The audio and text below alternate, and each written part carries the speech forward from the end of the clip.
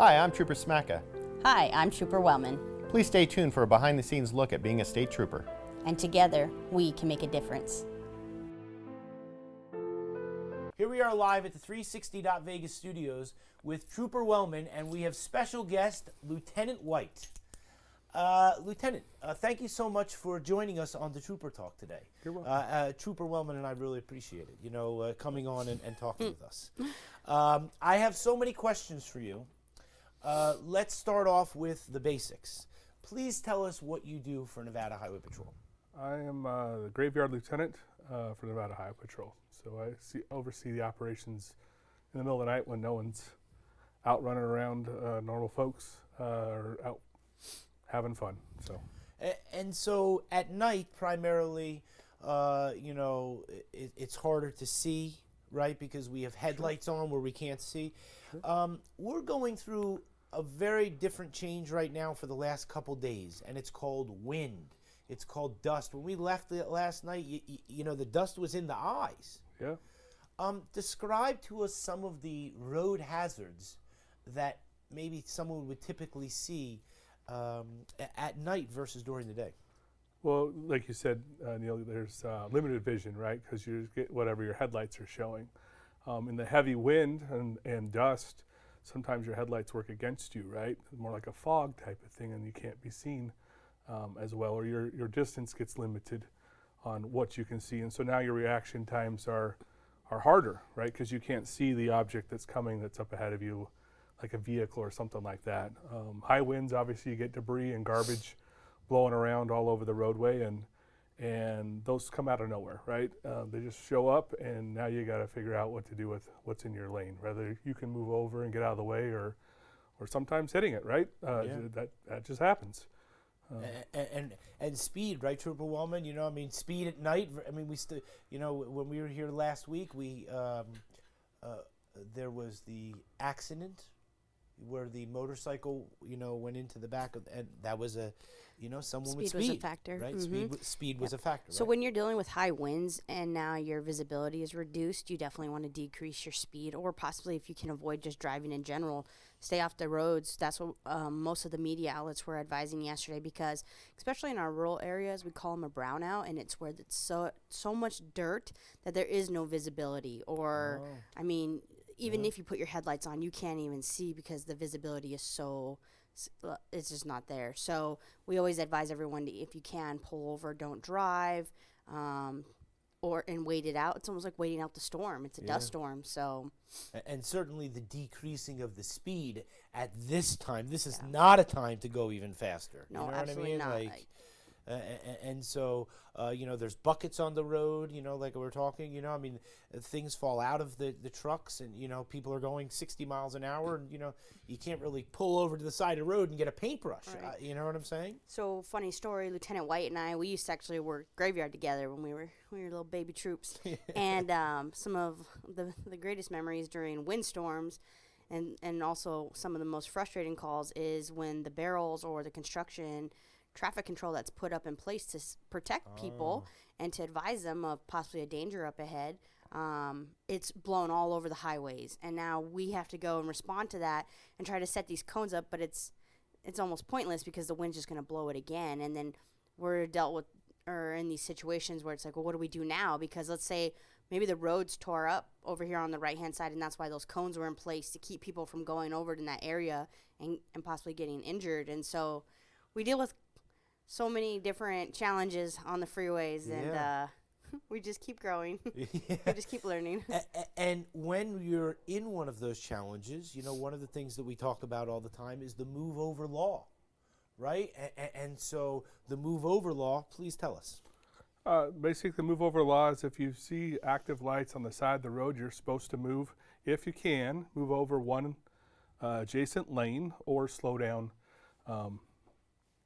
Probably to a reasonable, drastic type of a speed, like actually really slow down, not just pretend to slow down and do the speed limit instead of 75, 80 that you were doing previously.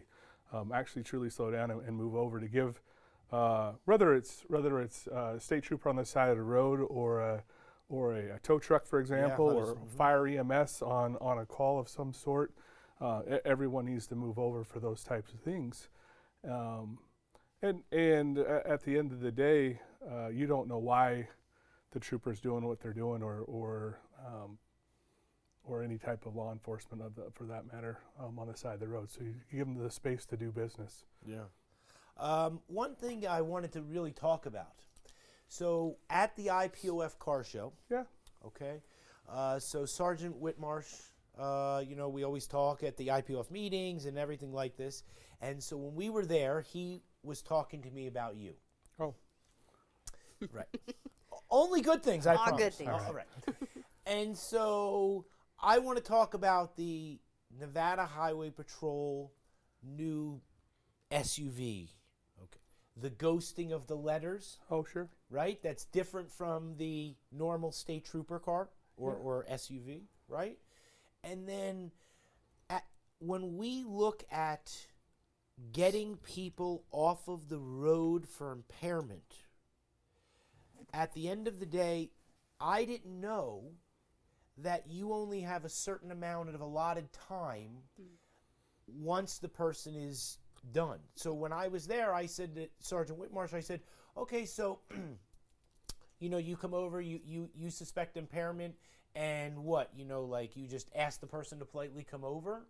You know what I mean? So Sure. walk us through, what you can of, you pull someone over and then you suspect impairment because of something, and then talk to us about this new vehicle that we're going to be showing in the next couple of weeks.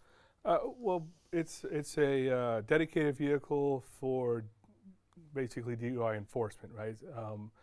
The original plans for it was to be used for our DUI strike team in conjunction with the Metropolitan Police Department. However, personnel issues have come up, and it wasn't going to be able to use for that. So we had to kind of repurpose the vehicle, but use it in the same function that it was designed to do, right? And so we thought about how we could use this vehicle, whether we could give it to a trooper and they use it, or kind of rotate it around. And ultimately came up with the idea of a supervisor driving the vehicle and showing up on scene. So a trooper sees a violation, right, makes a traffic stop, approaches the vehicle, odor of alcohol or slurred speech or whatever. They determine that they believe that the person driving the vehicle is potentially impaired. So they get them out and they do field sobriety tests. And let's say they determine that they didn't pass the field sobriety test and they place them under arrest. At that point, the supervisor would have already been en route to that vehicle traffic stop. And when they get there, the person being arrested has a couple different choices that they get to make on whether they want to do a breath test or a blood test. And if they choose a breath test and this particular vehicle is on scene, they are able to do that right there. You have to get the evidence within 2 hours, right, with this alcohol case. And this will help us to attain that time frame much easier. So let's say we have a crash in the middle of nowhere, long ways away. Let's say it's I-15 Gene area, right? There's a good distance to travel all the way into Clark County Detention Center to be able to get that. And so if with this vehicle, we're able to get the breath test in a reasonable amount of time. And so, what we want to keep telling people is that you're doing everything you can as an agency to stop people from driving impaired, to stop wrong way driving. These things are killing innocent people every day, and those people are not coming home. Right. And so we want to tell people that you have this equipment because it's going to stop one person. Right? Talk to us. Yeah, so the vehicle is equipped with an Intoxilizer 8000, which is basically a breathalyzer machine. And so there's two options typically that we use to get evidentiary testing on these individuals that made the wrong choice and decided to drive impaired. So it's either a blood test or they can do the breathalyzer. And so with that vehicle is the breathalyzer, and so it saves time, it saves resources, as well as Lieutenant White was saying, just distance itself to get to and from a jail sometimes is an obstacle, or sometimes they have to go to the hospital to get cleared from a crash first, and we're dealing with that 2-hour window so that the samples are of evidentiary value.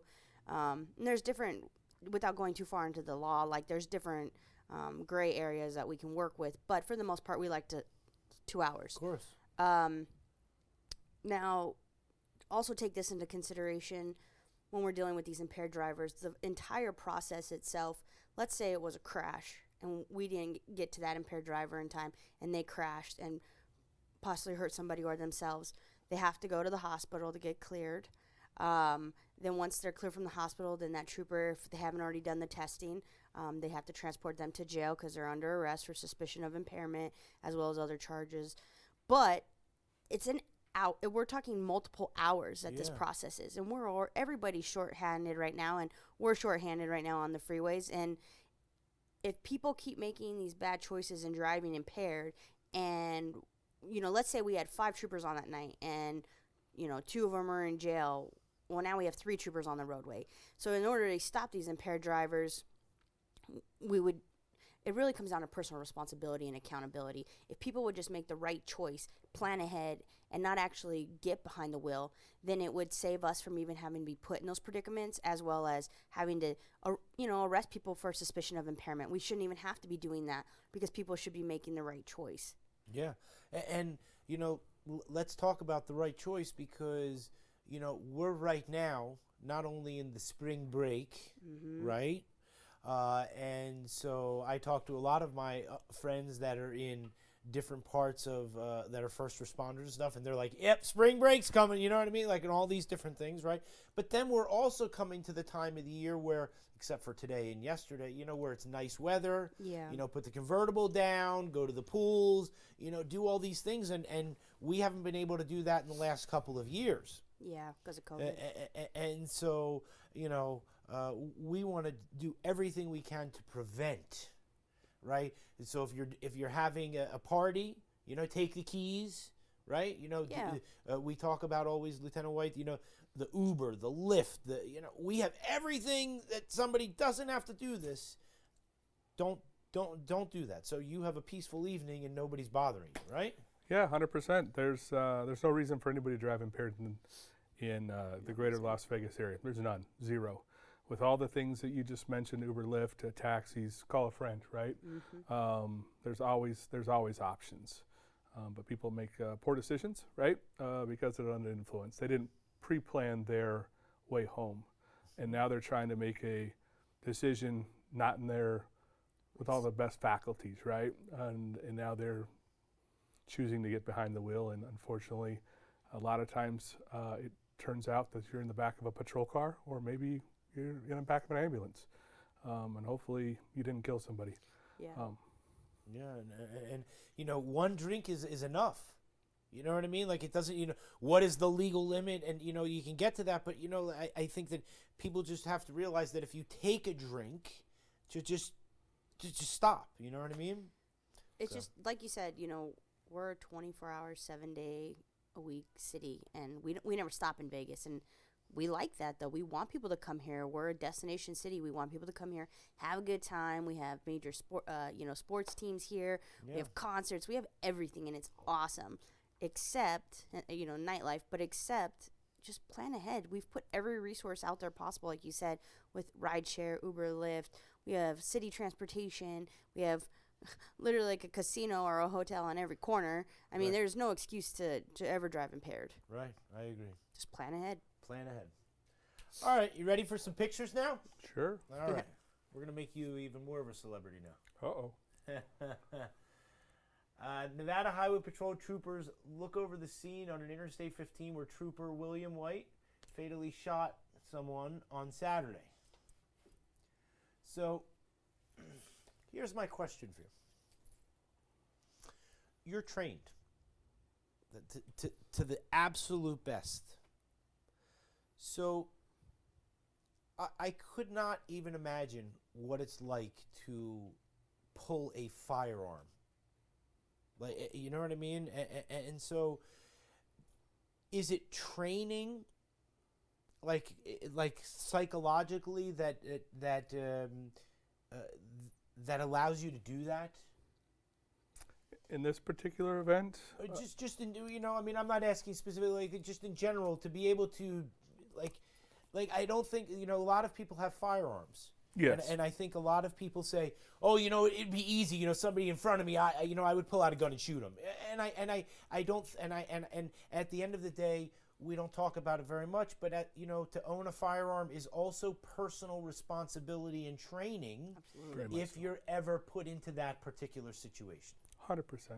And I would say that for all of our troopers and law enforcement in general in the great state of Nevada, I would say that training is very serious, right? Like pulling a firearm and using it, or having to be in that situation.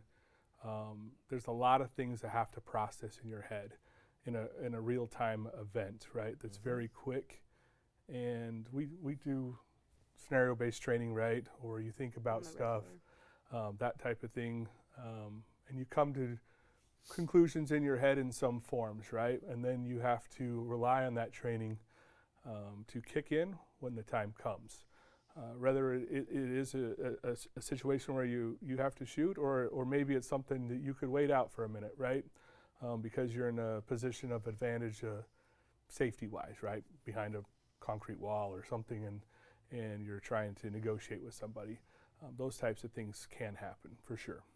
And so do you, like in those times when it's you with your firearm, like, you know what I mean? Like, do you have that sinking gut feeling? Like is it like, do you feel like, how do you know what I mean? Like, I think each person's got to be different, right? Like, and I think you fall to your lowest level of training, right, in that moment. And so that's why I think training's super critical, that you're focused and you're understanding exactly what responsibilities you have when you're out on the roadway to protect the public, right? In these types of moments, it's very challenging because you have people around you that you're there to protect in some form. And so when we look at something like this, it's it's very heartfelt. You know what I mean? I don't know, to be able to have a life and then not have a life. It's a tragic situation all the way around. Yeah. Not something I woke up that day thinking about, right? That might have to happen. It was an event that transpired, and you live with that your whole life, right? On decision making, and unfortunately, a young man lost his life that night. And so one of the things that we talk about on Trooper Talk that's really important is the different things of the Department of Public Safety. Like different departments that you can go through, and different things like that, right? Sure. And so when you have alone time, this is one of the things I always like to talk to everybody. What do you feel when you're after a situation like that and you're totally alone? Do you break down? Do you cry? What do you feel emotionally? I bet you feel every emotion under the sun. Yeah. Very good moments and very dark moments. Real honest, heartfelt moments. Genuine concern for not only yourself, but those who are going through it on the other side. Their family. It's someone's, in this case, it was someone's son, right?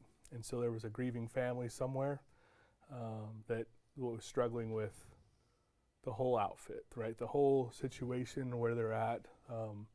And we only know what happens here in this moment, right? We don't know what happens before. And a lot of times we don't know what happens after, right? With how they go through their grieving process and things like that. But I can tell you that I had a world of emotions. Very good people around me. You mentioned Lieutenant Munoz earlier. He happened to be my sergeant at the time.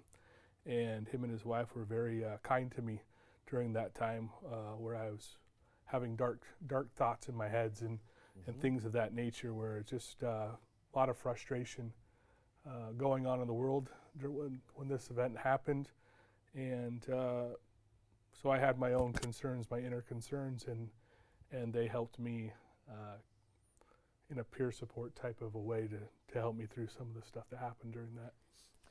And so what I was going to say, you know, when I got a chance to go to Sergeant Smacka's when he got promoted, Yep. one of the things that we talk about is the mentorship, and I saw it firsthand, and it was very special because it was all the way from the new troopers that were just glued with their eyes, and they knew how important this moment was, you know, and all the way down from the major to the captain. I mean, it was just, and so it's something that I take a lot of pride in showing is the mentorship, right, Ashley? Yeah, absolutely. So, prime example, Lieutenant Munoz has had an effect on Sergeant Smacka's, Lieutenant White, and my career with a heavy hand. Like, we go to him for a lot of things, and he's always been there for all of us throughout our career, and that's the true example of a leader. And Lieutenant White is following in his exact footsteps, as he's actually Sergeant Smacka's lieutenant. So Travis reports to Lieutenant White right here. So now it's his turn to give Sergeant Smacka that same sense of comfort and guidance, and he's teaching him, and it's really cool to watch, right? It's like full circle, how we all started together and now how everybody's starting to progress up. But one thing I clearly remember when you had this shooting was, you know, we hadn't had, which is a good thing, an officer-involved shooting for quite a while in our agency. So it was kind of out of our norm, and our agency learned a lot from this situation on how to handle it, how the process worked. We relied on our surrounding agencies to help guide us with a lot of the protocol and stuff. And the main thing I remember was Lieutenant White was on leave for over a year, and he was just sitting there waiting, like not knowing if he had a job, if it was justified, you know, if he was coming back, and he has a family at home, and that waiting process, that limbo, was mentally draining you, even if it was justified. And, you know, people could tell him all day, like, you're good, but no matter what, you were still on leave. And it was like, so unless we reached out to him, we were all disconnected with him because he couldn't come back to the office. And I remember even at one point, you couldn't even go on vacation with your family. You had to stay in state and stuff. We've come a long way from this. Our process is much quicker. We do very well now with keeping in contact with our employees that have been involved in high stress situations, as well as just providing them some resources to help get through those tough times.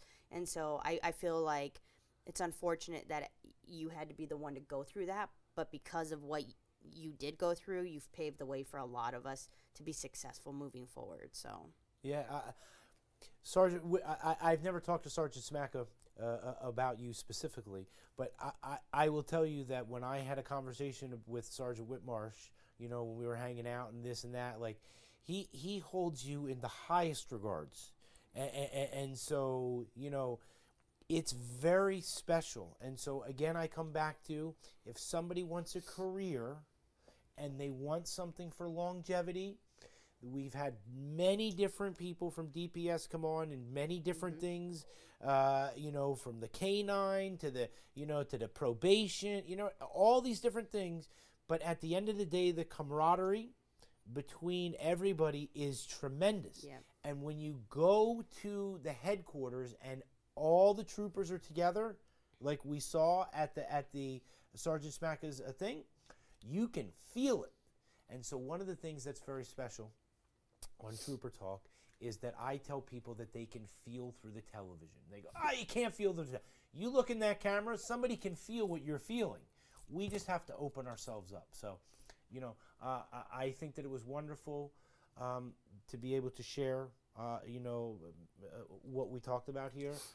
You know, it's one of the things that I want people to know, the sort of inside emotion of the trooper, you know, so that they can, you know, feel, so that they don't ever put themselves into a situation that someone has to make that ultimate decision. You know what I mean? Because, like you said, somebody's not coming home to dinner. You know what I mean? So yeah, it's a tough thing to know, right? So every November 1st, I remember this very clearly. Leading up to it, probably 30 days before, 30 days after, right? I start thinking about this event. and this would be 8 years, I think, coming up. It's been a minute. Yeah, it's So- 2014, I think it happened. And on. it's still tough. Yeah. 'Cause it was Yeah, like it's this it's is something already- that I think will always be there, right? And that's okay in some forms, and other things it's just something you have to work through, right, the best you can. Yeah, 100%. You know, when we wear the badge, you know, we train constantly, but we have to make these split-second decisions. And you guys didn't even go into detail on what the actual call was. But I will say that, you know, Lieutenant White had to make that decision to protect literally so a gentleman had a rifle, was walking Yeah, back I mean, and if you forth want to on- talk about it, I would love to. I didn't. if you're okay with doing the preliminary you know, details. the thing is that And if it's too hard, don't worry about it. I always want to try to make all the troopers cry. Yeah, it is. Oh. And That's so I'm his goal. trying. Does that make sense? But no. But I probably wanna won't- show emotion. I but probably would love won't to. cry, but well, you never know, though. It's Never possible. Let's start off with the beginning. We have time. We had I was with a trainee. I was FTOing a young man, and we'd passed a guy that was walking on the roadway, and it was odd where he was walking at. I didn't notice it as a firearm at first. We were going to help another trooper, and so we called it out because the other trooper was in need of some assistance with a drunk driver, right? Another trooper, Trooper Campos, happens to come upon this individual, and as soon as he gets in front of the car, the gentleman presents what looks to be a rifle, and he puts it over the radio and backs out of there, and the gentleman starts running across the freeway and back and forth and all over the roadway, and we're responding back to that. It's a chaotic scene. We're asking people to shut down the roadway, right, so that we don't have innocent people coming in this area. And that's one of the decisions that was made, was that the gentleman was running towards where we had stopped tons of people. This is Halloween night, right? Yeah. So there's lots of people moving around on that night. So that's part of the reason why we did what we did. We were trying to get him to stop and drop the firearm. It turns out to be BB gun. an air rifle, 177 air rifle, and there's some other backstory stuff with that, which I won't bring up because it's personal stuff between the family and the gentleman that passed away. But there was some underlying things that have happened previous to that. And so, it was one of those moments where we did the thing that was the best for the common good, I guess you'd say, for the safety of the public. So imagine this is 15 in Sahara, so that's a very busy part of our highway. It's 3:30 in the morning, so a.m., and it's the night after Halloween, so the freeways were very busy. And to protect everyone, they stopped north and southbound traffic, so everybody's just a sitting duck at this point while this gentleman's running back and forth with, it looks like a rifle, Of course. you know, and they're giving commands, he's not listening. And so Lieutenant White was put in this situation of, do I protect everyone that's sitting here right now as he's waving this firearm around? Because if he's, I mean, we now look at prime example, Route 91, like, we all know what firearms can do, you know, and sometimes you have to stop the threat at the moment, and it was a choice he had to make, and, you know, to protect everyone on that highway. So it's unfortunate you had to be put in that situation, but ultimately you protected everyone that night for what you knew at the moment, you know. So Yeah, and we'll get to the next one, or the other pictures, because there was one of them where we just had, and I wanted to talk about it, where a Metro was chasing someone who was shooting at them or whatever, and they pulled him over on the 15 or something. the road rage. Was that what I have a pic? We'll Okay. get to it. Anyway, the thing is that You don't know. you don't know. You know what I'm saying? And so You never know. You you never never know. know. Woman facing multiple charges after leading authorities on chase in a rental truck. Yeah. So he's actually about to get an award for this one. So talk to us about what you can. Oh, I can speak freely on this one. So talk to us about, you know, Here's the thing. Rental truck means you don't know who's driving, right? Correct. So you don't know what's in the car. Or rental van. Does that make like they could have a firearm, they could not have a firearm, they could have a knife, they could have drugs, they could have who knows what they have, right? And so you're totally in the dark, before you approach. Yeah. If I can, really quick. You're You know, good. we talk about our divisions all the time. So Lieutenant White, before going to Graveyard, he was just he was the sergeant over our commercial unit. And we've talked about our commercial division before where they oversee all the semi-trucks and commercial vehicles, box trucks, U-Hauls, things like that. So now go ahead. Yeah, so we were just traveling we just come from shooting at the range, qualifying as a matter of fact. And we were going to get some lunch, some dinner before headed home to cleaning our firearms. And we'd left Buffalo Wild Wings down on Craig, and we're driving home, and I saw a box truck in the middle lanes make an erratic movement across to get into the gas station as another car goes by, crossing 2 lanes. And I was just going to have a conversation with the lady, well, it turns out to be a lady, the driver of the vehicle. It's a small little Penske box trucks, right? And I was just going to have a conversation about how unsafe the movement was. And she wasn't super excited about me stopping her. She said that we didn't have a reason to talk to her, leave her alone. And she pulls off for a second and then stops. And I approached the car and the van. And as I was speaking with her, she wasn't making a lot of sense. I was asking for a driver's license, and she stated she didn't have to provide it. In the state of Nevada, if you're stopped, you do have to provide that information if asked for it. And I noticed that there was 3 children in the vehicle sitting on the passenger seat, not seat belted in, and these are younger kids. I would say probably 13 and under. And she starts talking a lot of crazy statements, and she decides to take off, and she's driving wrong way up the roadway from the gas station. And so we decide that this is something that needs to be stopped, right? For the safety of the children, 1, and 2 for the public, because now she's driving the wrong way. So here we have a lot of different things that are happening, okay? Lieutenant White, we love the Nevada Donor Network, right?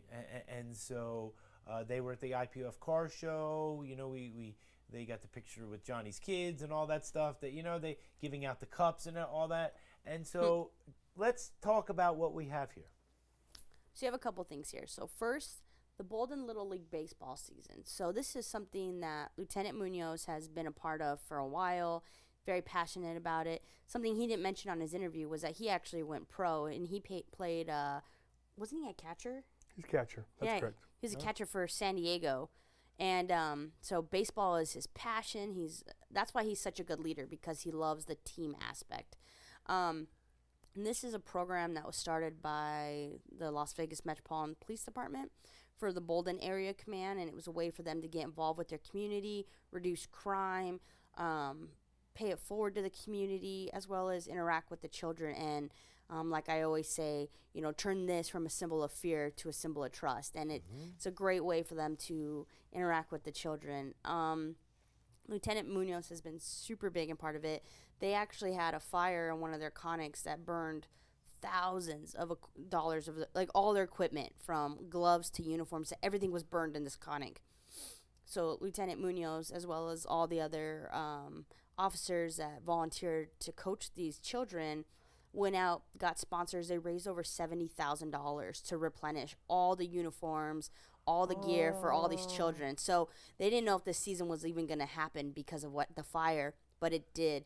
From many of the community supporters, and you can look it up on the media sources. They were out there filming it, and if you just type in Bolden Little League baseball on like Google or something, you can see stuff. But anyway, Trooper Brems, we met her recently, and she's one of the coaches for the T-ball teams, and so you'll be seeing more pictures of her coaching the little kids in the T-ball. And these were some of the kids that were there that we asked if we could take a photo with them, and it's just a really great way to get involved in the community, and we're very grateful to Metro for letting us be a part of it. And Donor Network, it's Donate Life Month. We always talk about it. Yep.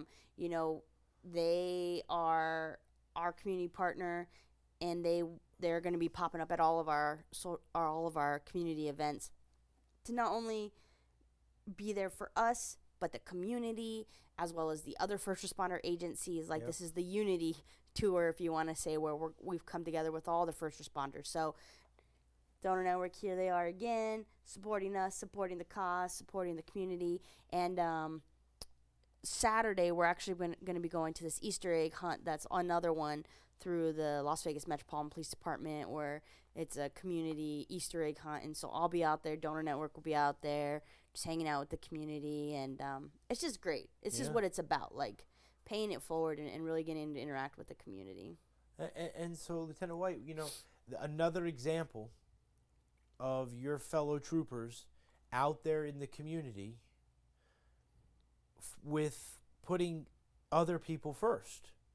You know, I mean, volunteering, doing these wonderful things, because always to put Nevada Highway Patrol, Nevada State Police in the forefront, in the positive for you know, these little kids, to stop them so that they don't go down the wrong path. That's the hope in everything, right? Whether it's community events like this or a traffic stop on the side of the road, right? It's all for the community as a whole, right? Safety on the roadway, safety in their lives, right? That they're, like Trooper Wellman said, that they can come and talk to a police officer if they feel like they need to. They're not afraid. It's like this. Sometimes kids get involved in bad decisions by parents, right? And they may get a skewed view on certain things because they're thrust into negative situations. Unfortunately, we deal with that on the side of the road a lot, where maybe a parent makes a poor decision driving while impaired. And sometimes we have to deal with those types of things. These types of events help us. Not only it brings the Nevada Highway Patrol human side of things towards people, right? They show that we're just like everybody else. We're regular people that have lives, and we have passions, like Lieutenant Munoz in baseball, and helping children and kids and understanding team game, right? And teamwork's in our aspect in everything we do. And that's the type of stuff that we're hoping to get out to the public. Our partnership with the Nevada Donor Network has been great. We get to meet and talk with people. We speak about a very serious decision, right? That you're helping somebody else. Second chance at life. Second chance at life, Yeah. right? And it's such a great cause, and getting the word out of how we can help our community. Yeah, I think it's fantastic. And, you know, we when we had the Nevada Donor Network here, you know, that was one of the things where it was, at least if we're opening up the conversation. Yeah, You you know, don't have to make the decision immediately, right? Right. But Right. talking about it, if you didn't know, we did an event once at the at UNLV with a lot of freshmen, and we talked to them, and they're like, I've never talked about this before. I don't know. I'm like, well, don't make the decision tonight, right? Think about it. It's okay. But they never even had that posed to them, the option of it. And we had a lot of folks out there, and we talked to them, and it was a successful event of speaking with people. But if you don't talk about it, then how do people know? Right. Right. No, it's What's the fantastic. benefit?